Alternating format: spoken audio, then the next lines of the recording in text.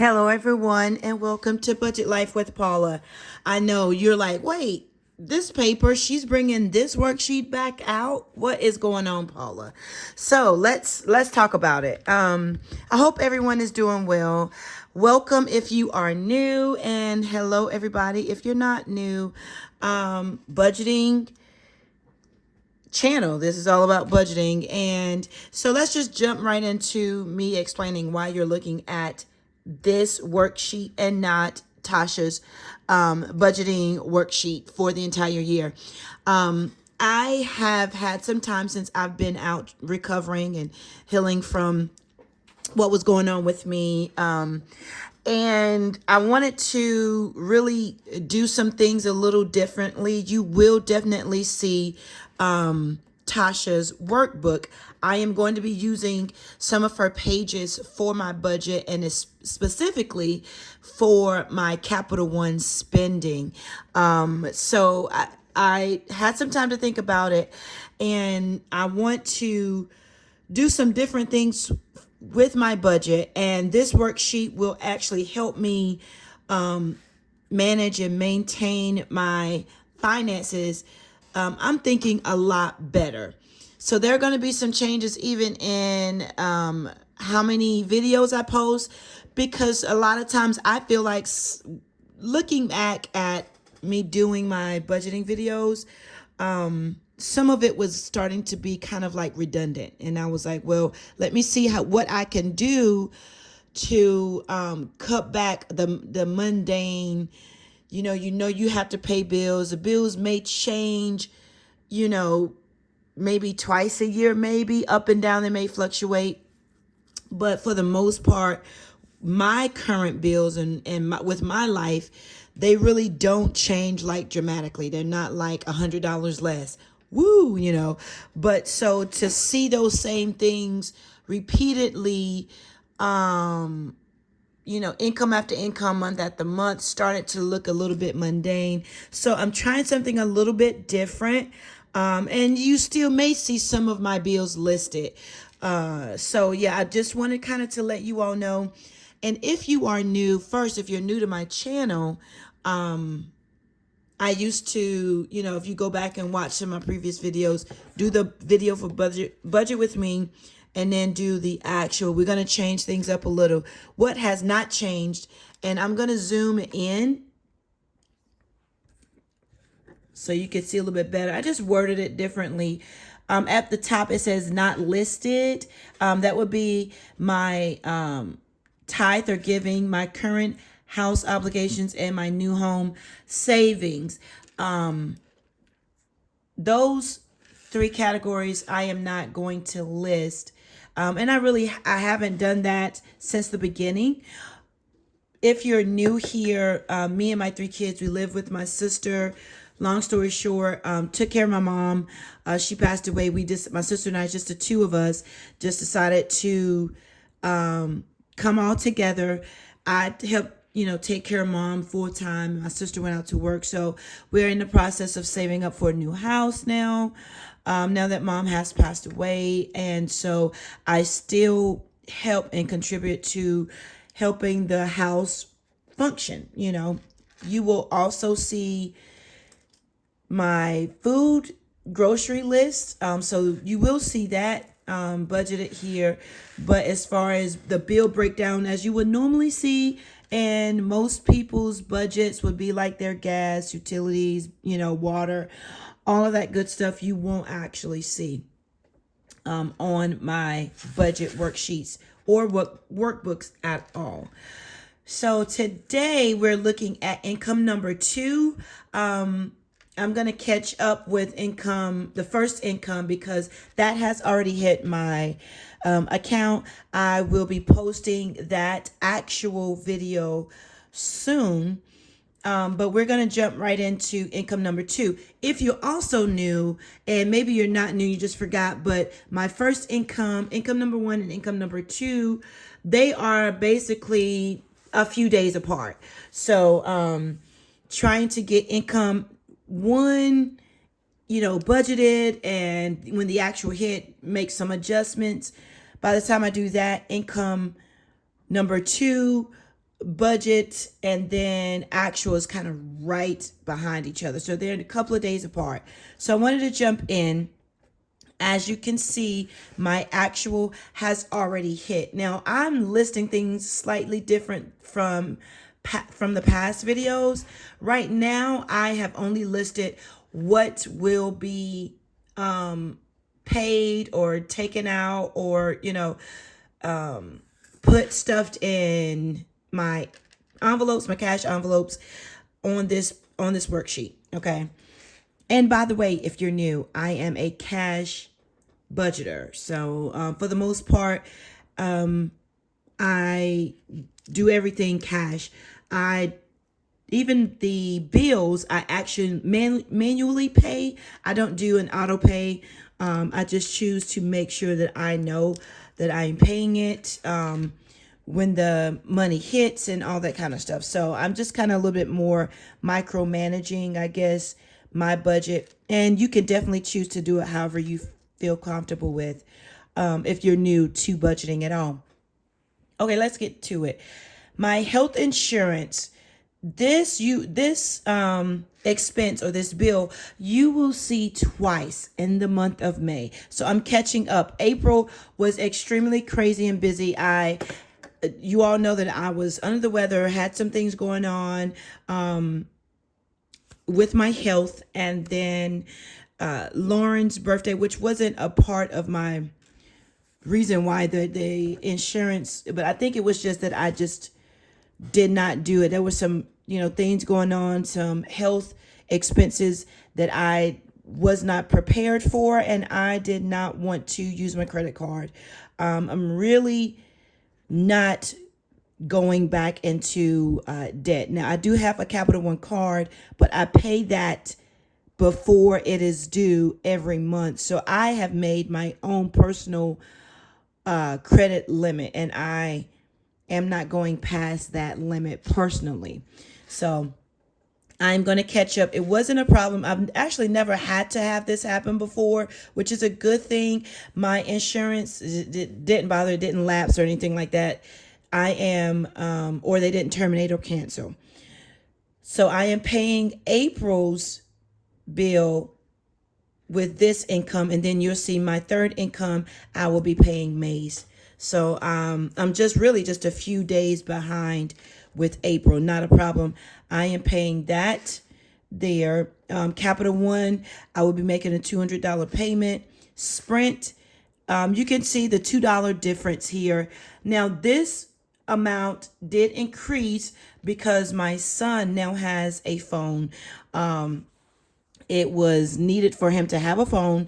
So with myself and the 3 kiddos, with the plan that I purchased, this was what was the best plan for us. And that makes it works for us. I know that a lot of people have different cell phone plans, and it works for their lifestyle. This works for our lifestyle, and I am able to make that payment. So that's what that is. Okay. So let's move down.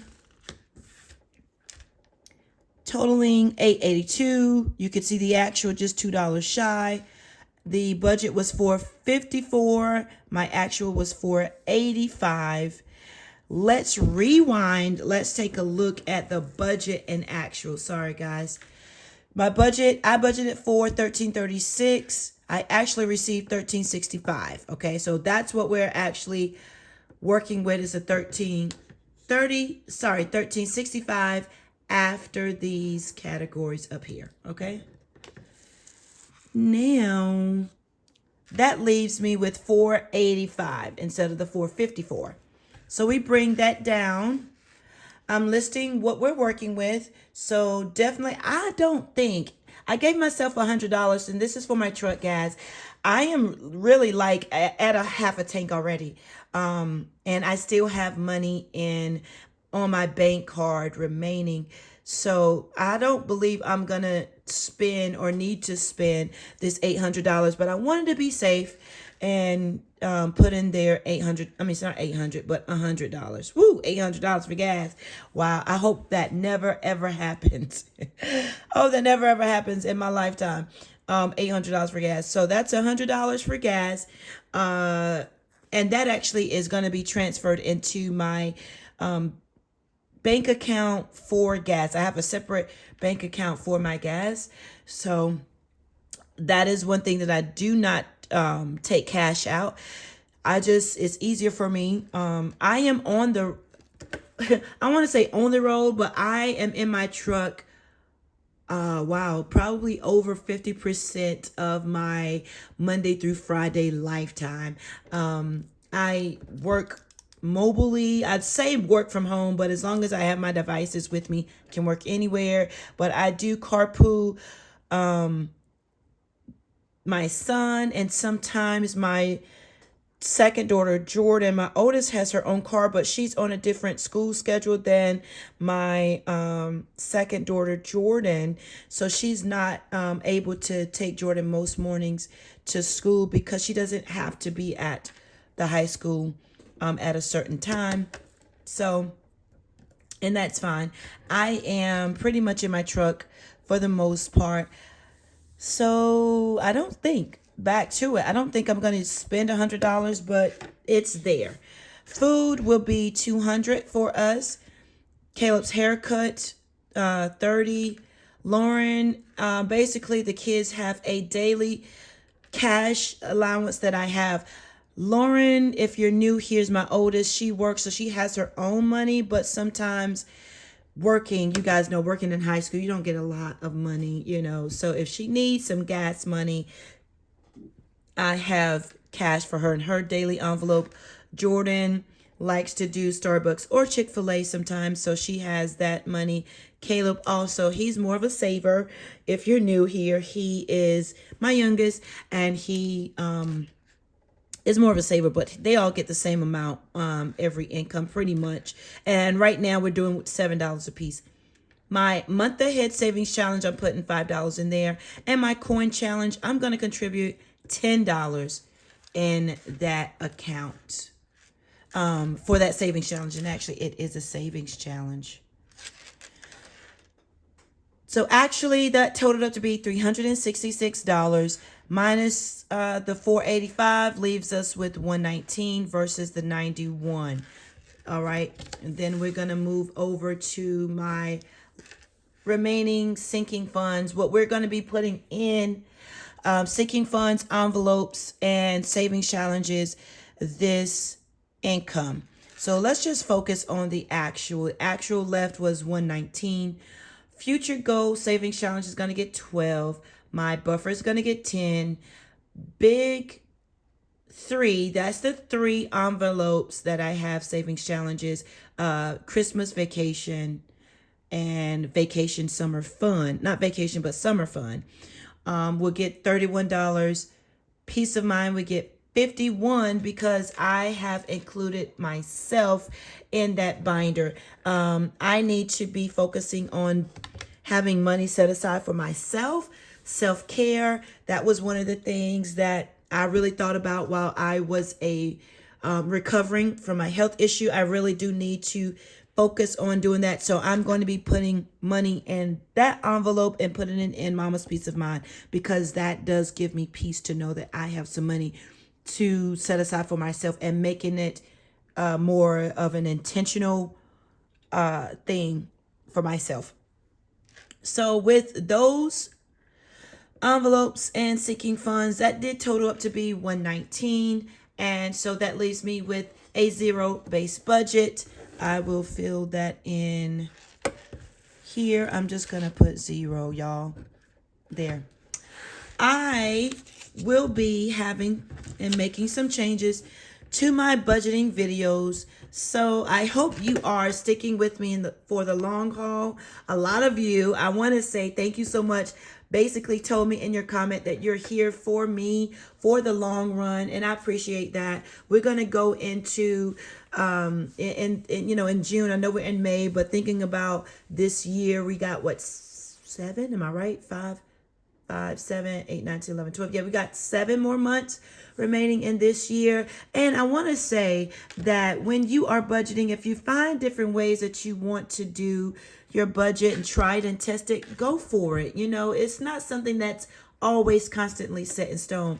Your bills, yes, things that make your house run and function, like food, transportation, expenses, those, you want to definitely make sure you have, paying off debt if you can, certain financial goals, but make it your own. Make your budget your own, and you can always adjust things. And don't feel bad about having to adjust. I am going through some readjusting in my personal life for my health. We're still saving for the new home. And that is coming along great. I know this has been a crazy journey for me, about a year in the making, but it takes time. And not purchasing a home right away super fast, especially when the market was super crazy, wasn't the wise thing to do. So we are still putting money away. We're still adjusting our budget and making our money work for us. So guys, thank you so much for taking out the time to watch this video. I look forward to doing and posting my upcoming videos for my budget, my seeking funds, my cash stuffings, all of that good stuff. So you guys, thank you so much for watching, and have a great rest of your day or night whenever you're watching. I will talk to you later. Bye-bye.